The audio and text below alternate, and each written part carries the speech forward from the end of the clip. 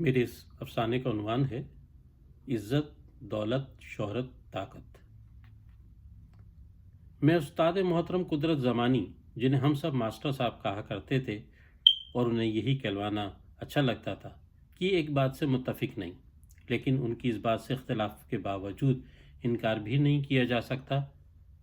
وہ کہا کرتے کہ پاکستانی اشرافیہ کی زندگی کے ہر شعبے میں ایک ماسٹر آف دی ماسٹر ضرور ہوتا ہے۔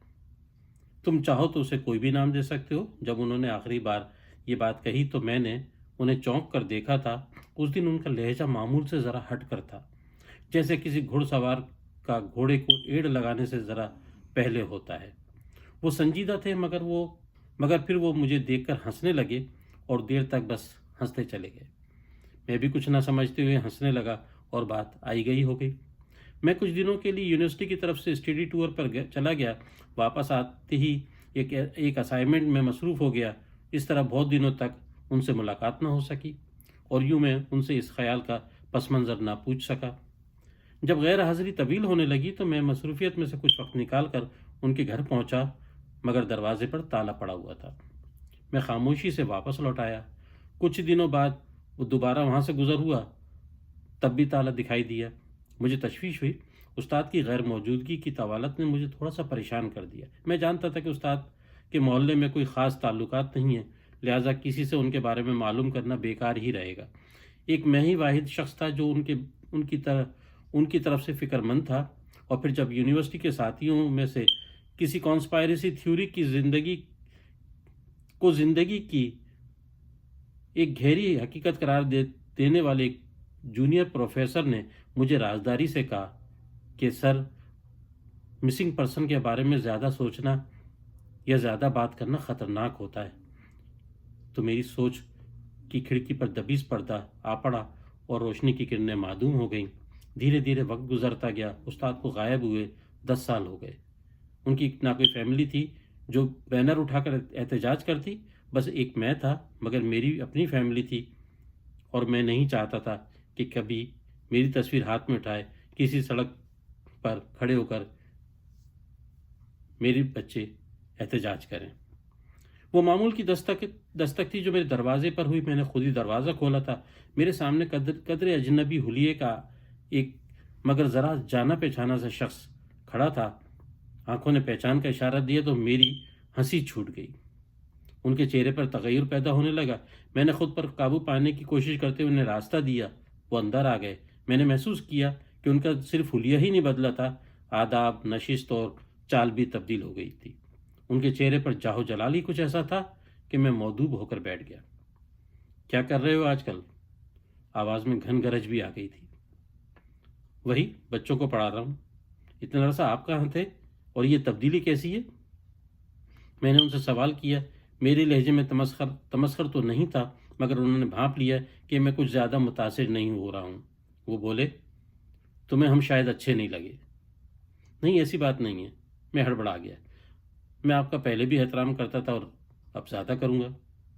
بظاہر ان کی نظریں ڈرائنگ روم کی دیوار پر لگی گھڑی کی طرف تھیں۔ وہ دور خلا میں کچھ تک رہے تھے، شاید وہ گزشتہ سالوں کے حوالوں کو یکجا کر رہے تھے۔ میں مسلسل انہی کو دیکھ رہا تھا۔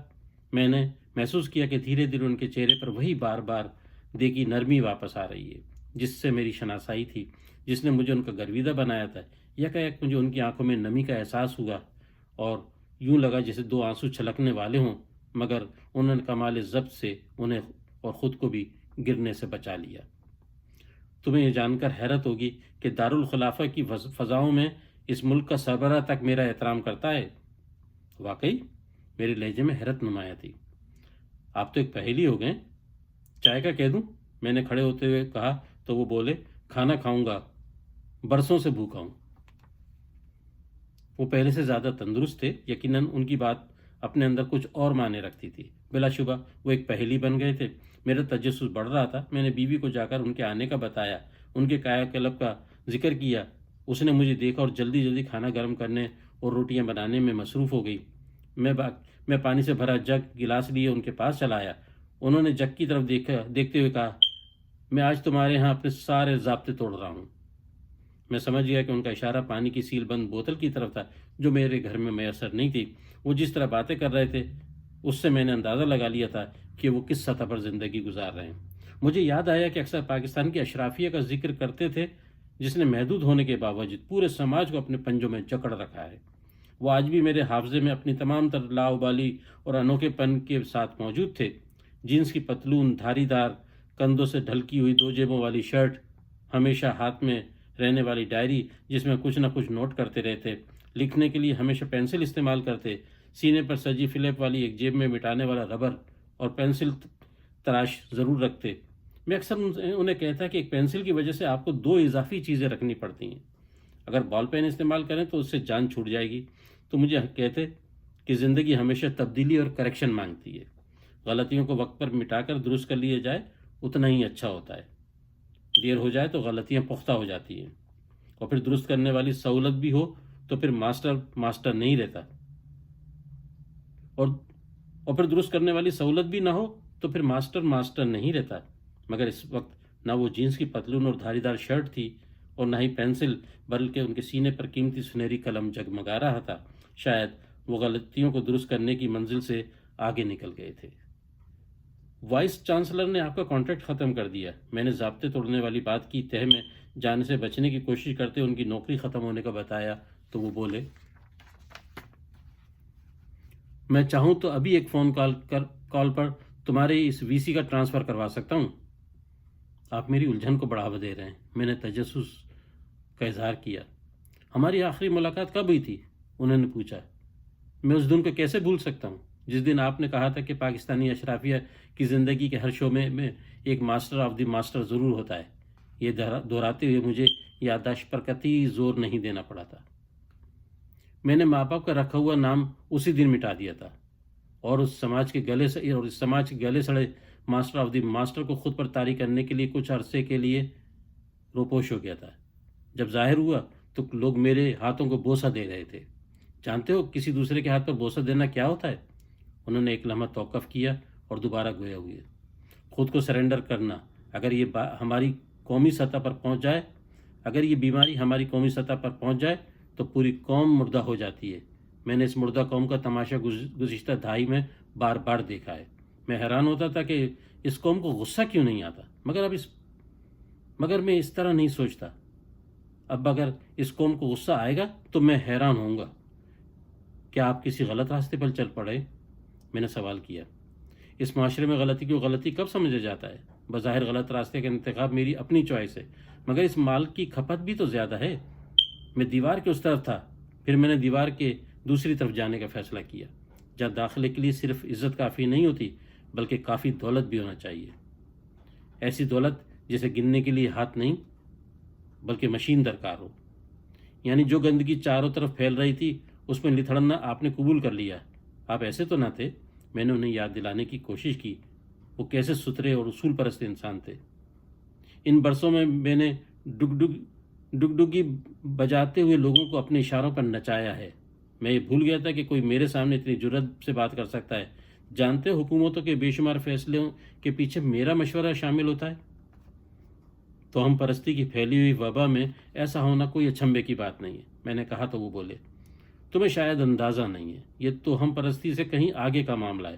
جب فیصلے کی صلاحیت سے محروم نااہل لوگ اعلیٰ درجے پر پہنچ جائیں اور قدم قدم پر غلط فیصلوں اور ناکامیوں کے اندیشے سے دوچار ہوتے ہیں تو انہیں ایک ماسٹر آف دی ماسٹر کی ضرورت پڑتی ہے، اور اگر وہ ذہین معاملہ فہم فیصلے کی صلاحیت بھی رکھتا ہو، پیچیدہ صورتحال میں آسان راستے بجھانے اور قوم کے آگے شرمندگی سے بچاتے ہوئے حکمرانوں کو غیر معمولی بنا کر دکھانے کے ہنر سے بھی مالا مال ہو، تو پھر وہ ہر تالے کو کھول دینے والی ماسٹر کی کا درجہ حاصل کر لیتا ہے۔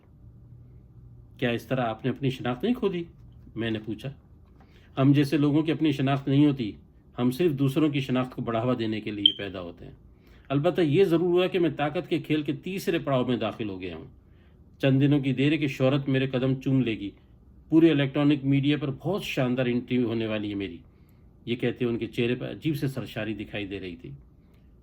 ناموری کے اتنے بڑے درجے پر فائز ہونے کے شاندار مرحلے پر میں آپ کو کیسے یاد آ گیا؟ بہت دیر سے کل بلاتے اس سوال کو میں نے کر ہی ڈالا۔